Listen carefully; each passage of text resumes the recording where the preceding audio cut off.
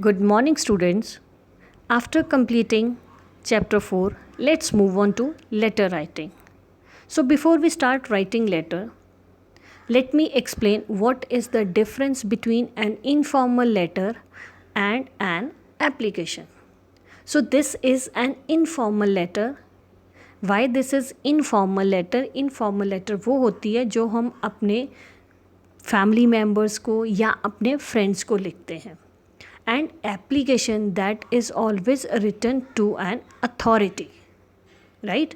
आप किसी सीनियर से कुछ परमिशन लेनी है, कुछ रिक्वेस्ट करनी है, for that you write application. So this is an informal letter. So it is, suppose you are Shikha residing at 141 Mayur Vihar, Delhi. Write a letter to your brother advising him to leave bad company.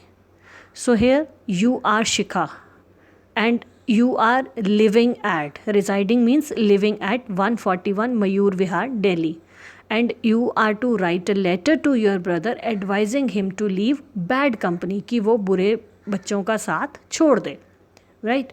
So you will start your letter writing with your address. When we write any informal letter, we start it with sender's address, right? So you are sender here, you are Shikha, so you will start this letter with your address. So while copying address, you have to be very careful about small and capital letters. So it is 141 Mayur Vihar, Delhi. Next thing is date. So be very careful while writing date, follow the same format that is written here. Don't write it like 17/8/2020. That is wrong format. So you will write date like 17 August, 2020. After that, you will address to whom you are writing this letter. आप जिसको ये letter लिख रहे हो, आप उसको address करोगे. So it is Dear Mohan. So be very careful that you write name of a boy here, not a girl, because you are writing this letter to your brother. Okay, then we have had no news from you for a long time. हमें काफ़ी समय से तुम्हारी तरफ से कोई खबर नहीं आई है. But yesterday when we received a letter from your principal, we were shocked to read it. लेकिन कल जब हमको तुम्हारे प्रिंसिपल की तरफ से लेटर मिली तो हम उसको पढ़ के दंग रह गए. She has informed us that you have been neglecting your studies. उन्होंने हमको ये बताया है कि तुम अपनी स्टडीज़ को इग्नोर करते आ रहे हो. Neglecting means avoiding. You have been ignoring your studies. You have also failed in all the subjects. तुम सारे सब्जेक्ट्स में फेल भी हो गए हो. Besides this, besides here means in addition to. In addition to this, you keep company of smokers. Smokers means those who smoke. Idlers, those who don't do anything.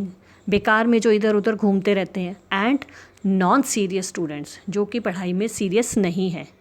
So principal ने ये बताया कि तुम सारे सब्जेक्ट्स में fail हो गए हो, पढ़ाई पे ध्यान नहीं दे रहे, और इसके साथ साथ तुम नॉन सीरियस स्मोकर्स और आइडलर्स के साथ उनका साथ तुम दे रहे हो, तुम उनके साथ रहते हो. Right?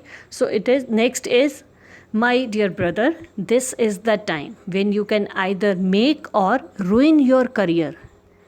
कि dear brother, यही टाइम है जब तुम अपना जो टाइम है, when you can either make or ruin your career. When you can make your career means ruin का मतलब होता है बर्बाद कर देना.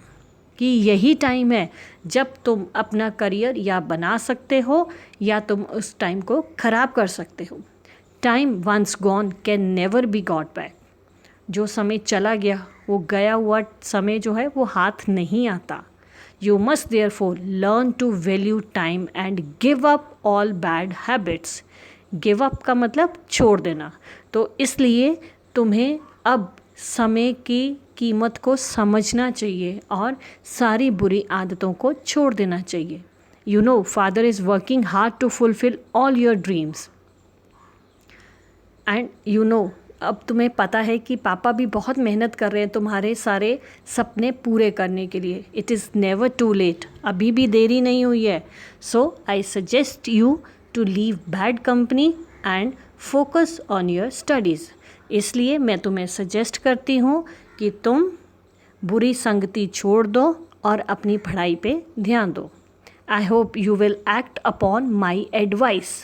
एक्ट अपॉन का मतलब कि मैंने जो तुम्हें सीख दी है तुम उसके अनुसार करोगे। You will act upon my advice and mend your ways, और अपना जो भी आदतें हैं उनको चेंज करोगे। Mend means you will change your ways. Your sister, so this is, then you will write name of the sender. अब कौन है, आप कौन हो, सिस्टर कौन है, it is Shikha. So this is how you have to write an informal letter. I hope the things are clear to you, right? Write it neatly in your notebook. Thank you. Have a nice day.